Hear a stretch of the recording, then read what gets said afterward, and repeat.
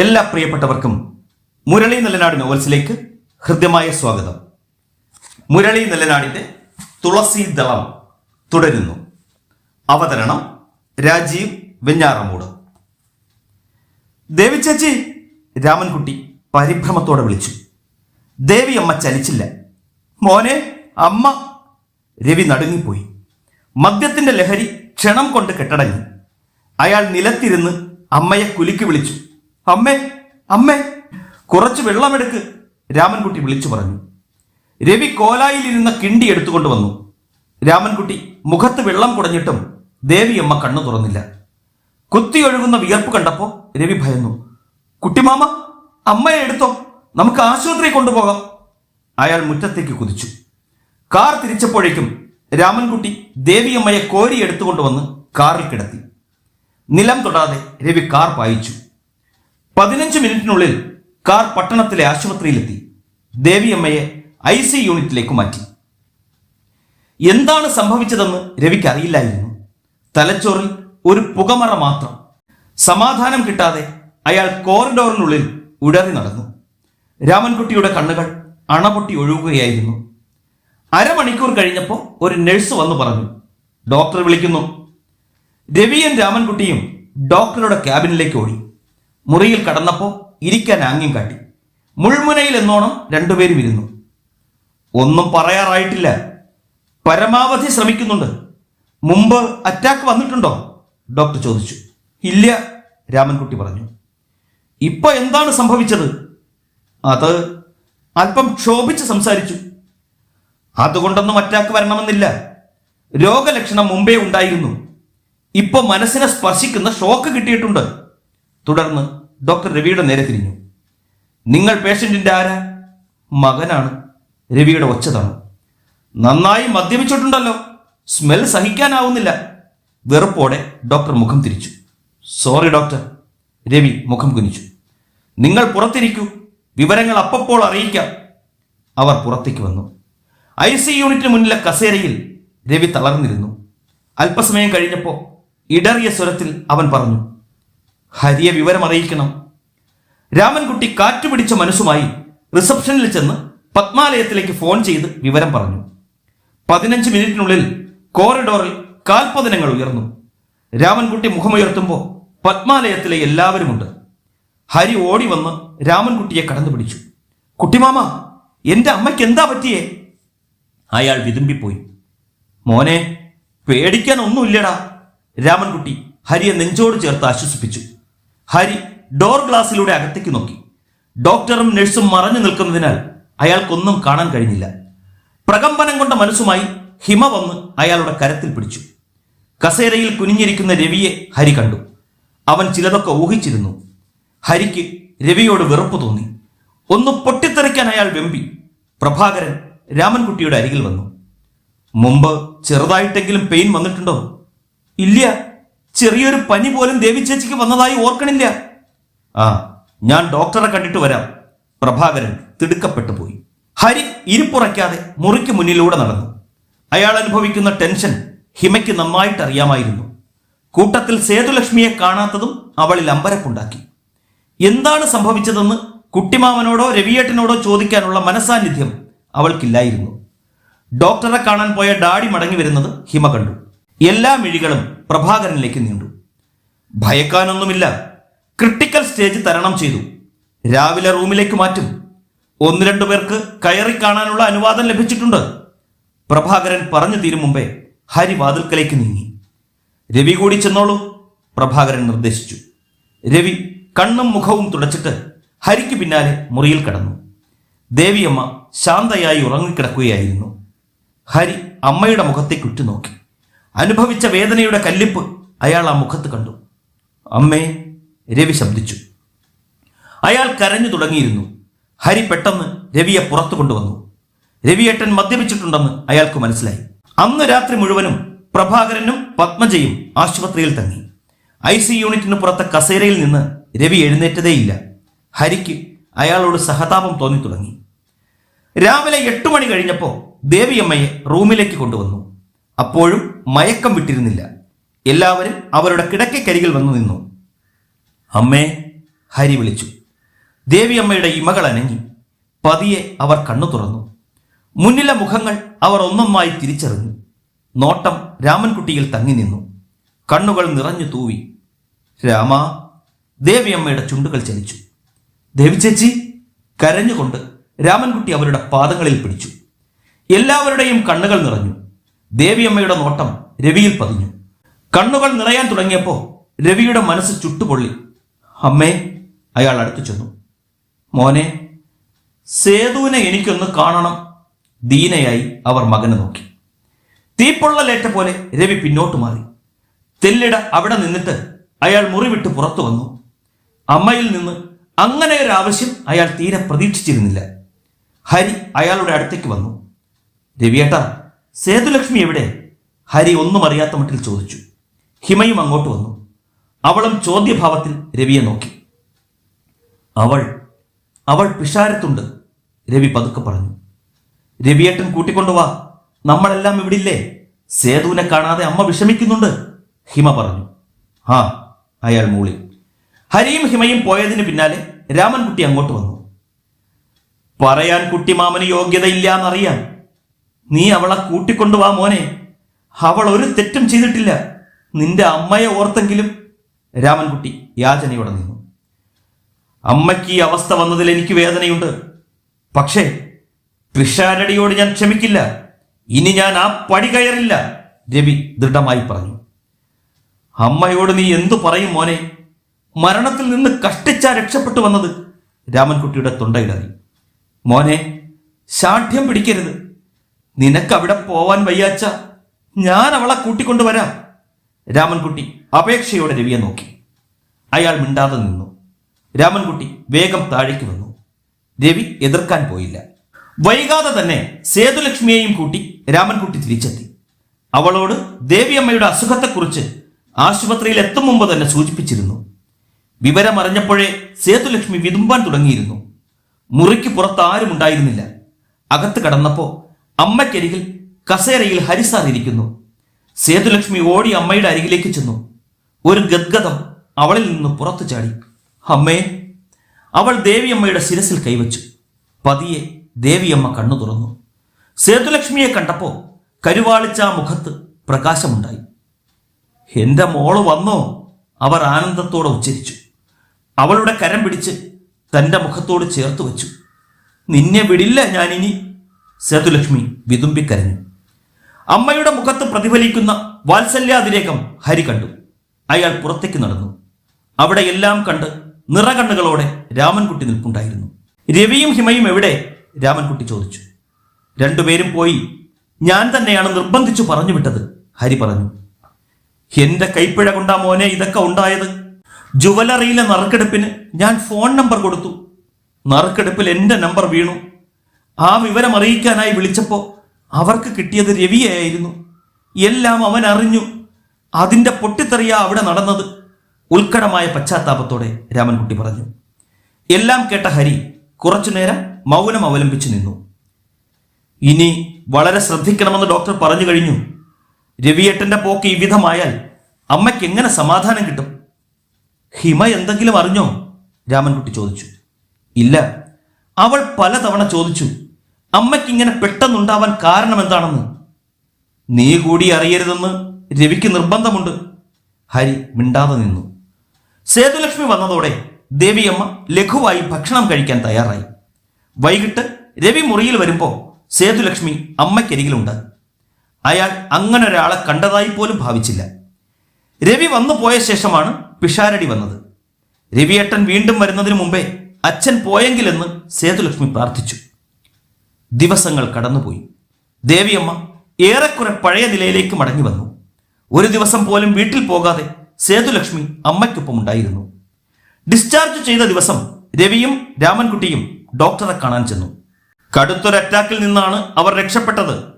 നിങ്ങളോട് കൂടുതൽ വിശദീകരിക്കേണ്ടതില്ലെന്നറിയാം. ചെറിയ രീതിയിൽ പോലും വേദനിപ്പിക്കരുത്. പിന്നീട് ദുഃഖിച്ചിട്ട് കാര്യമില്ല. രവി ശിരസ് ചലിപ്പിച്ച് കേട്ടിരുന്നു. മുറയ്ക്ക് വന്ന് ചെക്കപ്പ് നടത്തണം. ശരി ഡോക്ടർ. അവർ എഴുന്നേറ്റു. റൂമിലെത്തുമ്പോൾ ഹരി ബില്ല് പേ ചെയ്തിട്ട് വന്നിരുന്നു.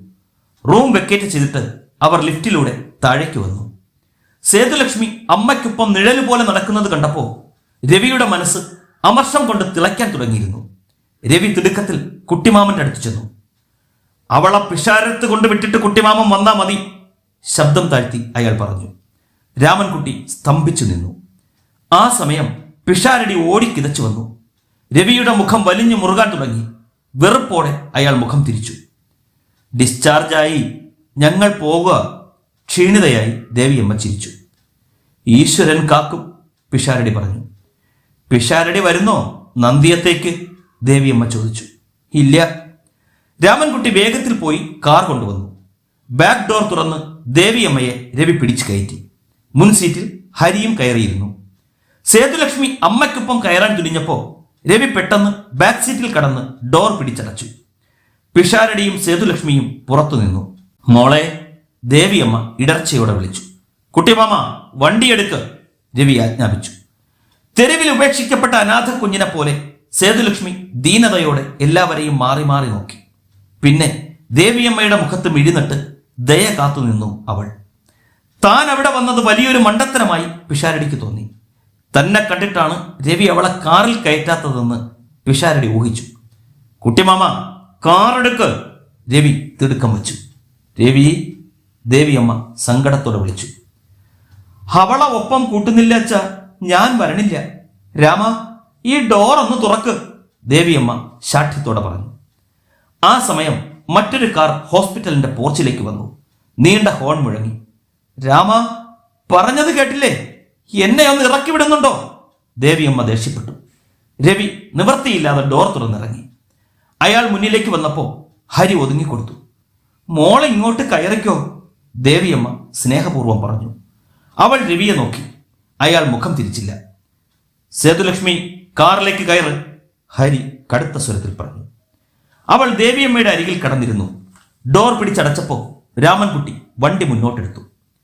നന്ദിയത്തെത്തുമ്പോൾ ഹിമ വീട്ടിലുണ്ടായിരുന്നു. അമ്മയെ മുറിയിൽ കൊണ്ടുപോയി കിടത്തിയ ഉടനെ രവി പുറത്തേക്ക് പോയി. രാത്രി വൈകിയാണ് രവി വന്നത്. മുറിയിൽ വരുമ്പോൾ ചുവരോട് ചേർന്ന് നിൽക്കുന്ന സേതുലക്ഷ്മിയെ അയാൾ കണ്ടു. അയാൾ ഒരു നികൃഷ്ട ജീവിയെപ്പോലെ അവളെ നോക്കി. ഫു, അയാൾ കാർക്കിച്ചു. മദ്യത്തിന്റെ രൂക്ഷഗന്ധം മുറിയിൽ നിറഞ്ഞു. ഊണെടുക്കട്ടെ, അവൾ അറച്ചറച്ച് ചോദിച്ചു. നിന്റെ അച്ഛന്റെ സമ്പാദ്യം കൊണ്ടാണോടി നീ ഊണൊരുക്കിയത്? അവളെ ക്ഷണിക്കാൻ വന്നിരിക്കുന്നു. അവൾ നിശബ്ദം നിന്നു. വീണ്ടും നിനക്ക് ഈ പടി കയറാൻ അമ്മയുടെ തുണ വേണ്ടി വന്നു.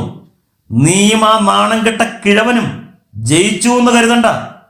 അയാൾ അറപ്പോടെ അവളുടെ മുഖത്തു നിന്ന് കണ്ണു പറിച്ചെടുത്തു. രവിയേട്ടാ, നെഞ്ചകം തകർന്ന് സേതുലക്ഷ്മി വിളിച്ചുപോയി. രവിയുടെ സിരകളിലേക്ക് കോപം ഇരച്ചു കയറി. നിർത്തടി, അയാൾ ജ്വലിച്ചു. എന്റെ മുഖത്ത് നോക്കി അങ്ങനെ വിളിക്കാൻ നിനക്ക് എന്ത് യോഗ്യതയാണുള്ളത്? രവി അവളുടെ അടുത്തേക്ക് വന്നു. നിന്നെ കണ്ടപ്പോ മരുമകളാക്കണമെന്ന് ദേവിയമ്മയ്ക്ക് തോന്നാൻ എന്തു വിദ്യയാടി നീ കാട്ടിയത്? രവി ചോദിച്ചുകൊണ്ട് പെട്ടെന്ന് അവളുടെ കവിളിൽ കുത്തിപ്പിടിച്ചു. വേദന കൊണ്ട് അവൾ പുളഞ്ഞുപോയി. എങ്കിലും ഒരെതിർപ്പും പ്രകടിപ്പിക്കാതെ അവൾ സഹിച്ചു നിന്നു. എന്തു വേണമെങ്കിലും ചെയ്തോട്ടെ, എങ്ങനെ വേണമെങ്കിലും ശിക്ഷിച്ചോട്ടെ. അവൾ ചലിക്കാതെ നിന്നപ്പോ വെറുപ്പോടെ അയാൾ മുഖം ഒരു വശത്തേക്ക് തള്ളി. ഞാൻ കെട്ടിയ ഈ താലി പൊട്ടിച്ചെടുക്കാൻ എനിക്ക് അധികം ചിന്തിക്കേണ്ടതില്ല. വെറുപ്പോടെ അയാൾ താലിമാലയിലേക്ക് നോക്കി. നടുക്കത്തോടെ അവൾ പിന്നോട്ട് മാറി. ദിവസങ്ങൾ വീണ്ടും കടന്നുപോയി. കോളേജ് തുറന്നിട്ടും ട്രാൻസ്ഫറിന്റെ കാര്യം ഹിമ കരുതിയ എളുപ്പത്തിൽ നടന്നില്ല. ഡാഡി വെറുതെ ഇരിക്കില്ലെന്ന് അവൾക്കറിയാമായിരുന്നു. പക്ഷേ ഹരിയുടെ താല്പര്യക്കുറവ് അവളിൽ നീരസമുണ്ടാക്കി. ഒരു ദിവസം ഹിമ വെട്ടിത്തുറന്നു തന്നെ പറഞ്ഞു, ഒരു ട്രാൻസ്ഫറിന് വേണ്ടി ഡാഡി നെട്ടോട്ടം ഓടുകയാണ്. ഇവിടെ ഹരിക്ക് മാത്രം നോ ടെൻഷൻ. അവൾ മുഖം വീർപ്പിച്ചു. തന്റെ ടെൻഷൻ ഹിമ കോളേജിലേക്ക് വരുന്നതാണെന്ന് വേദനയോടെ അയാൾ ഓർത്തുപോയി. അവൾ കോളേജിൽ വന്നാൽ 4-5 മാസം മുമ്പുണ്ടായ നുണക്കഥകൾ അറിയുമെന്ന് ഉറപ്പാണ്. സേതുലക്ഷ്മിയാണ് കഥയിലെ നായിക എന്നുകൂടി ഹിമ അറിഞ്ഞു കഴിഞ്ഞാൽ അതൊരു ഭൂകമ്പം തന്നെ ഉണ്ടാക്കും. നോക്ക് ഹിമ, നിന്റെ ഡാഡി വിചാരിച്ചിട്ട് നടക്കാത്ത കാര്യം ഞാൻ എങ്ങനെ സാധിക്കാനാ? അദ്ദേഹം ട്രൈ ചെയ്യുന്നുണ്ട്. ഇനി അഥവാ ഒരു സ്ഥലം മാറ്റം കിട്ടിയില്ലെങ്കിൽ തന്നെ ഇത്രമാത്രം ടെൻഷൻ ആവേണ്ട എന്ത് കാര്യ ഉള്ളത്? എവിടെ ആയാലും നമ്മൾ ജോലി ചെയ്തേ തീരൂ. അയാൾ ശാന്തനായി പറഞ്ഞു. എനിക്ക് കേൾക്കണ്ട ഫിലോസഫി. അവൾ മുഖം തിരിച്ചു. 1 മാസം കഴിഞ്ഞതോടെ ഹിമയുടെ ഉത്സാഹം കെട്ടു. ഇനി ട്രാൻസ്ഫർ മോഹം പൂവണിയില്ലെന്ന് അവൾക്ക് മനസ്സിലായി.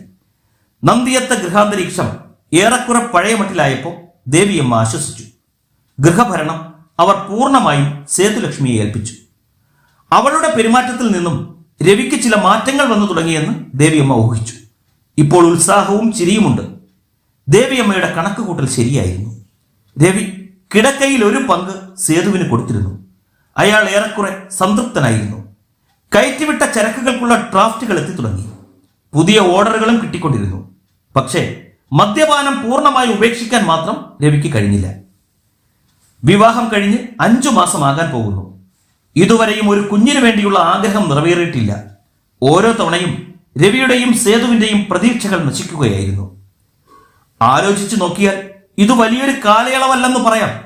പക്ഷേ അങ്ങനെ സംഭവിക്കാത്തതിന് എന്തെങ്കിലും കാരണമുണ്ടാകാതെ വരുമോ? ഹരിക്കും ഹിമയ്ക്കും ഉടനെ ഒരു കുഞ്ഞു വേണ്ടെന്നാണ് തീരുമാനം.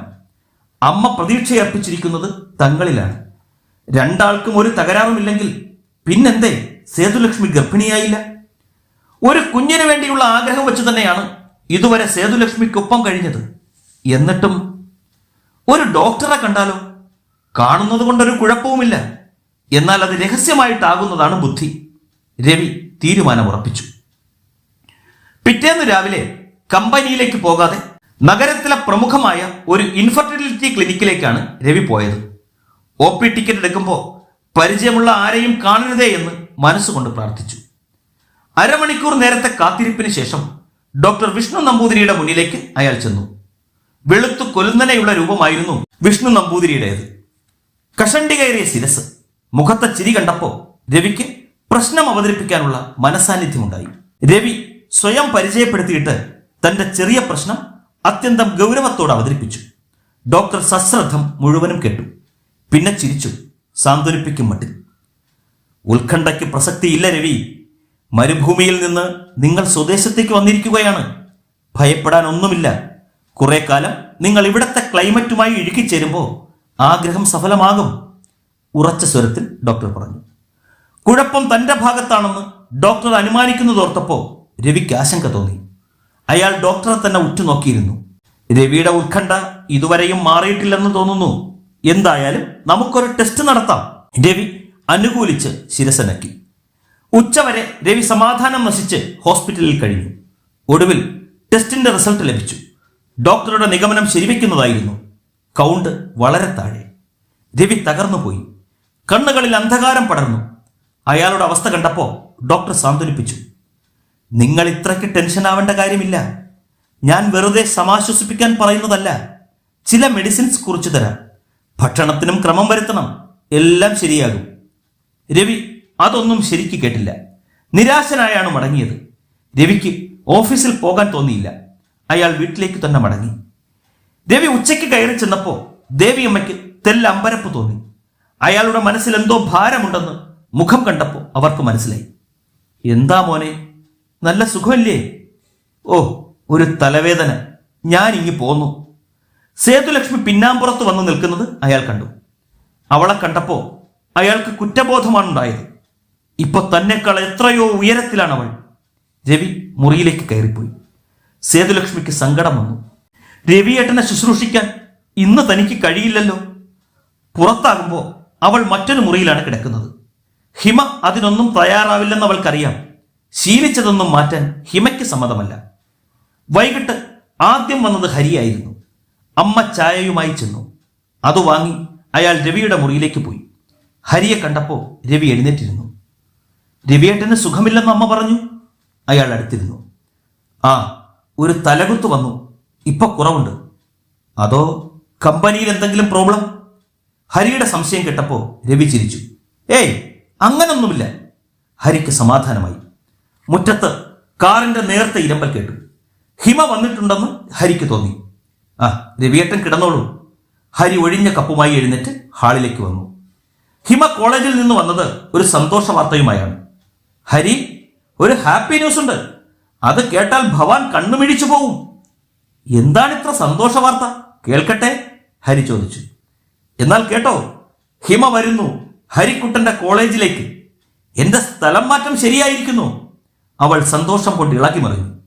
ഹരിയുടെ ഹൃദയത്തിൽ ഒരു വെട്ടിപ്പിടുത്തമുണ്ടായി. പ്രിയപ്പെട്ടവരെ, ആകാംക്ഷാഭരിതമായ തുളസീദളം അടുത്ത ലക്കത്തിൽ തുടരും. ഈ കഥയെക്കുറിച്ചുള്ള നിങ്ങളുടെ വിലയേറിയ അഭിപ്രായങ്ങളും നിർദ്ദേശങ്ങളും കമന്റ് ബോക്സിൽ രേഖപ്പെടുത്തി ഞങ്ങളെ അറിയിക്കുക. മുരളി നല്ലനാട് നോവൽസിനു വേണ്ടി സ്നേഹപൂർവ്വം രാജീവ് വെഞ്ഞാറമൂട്.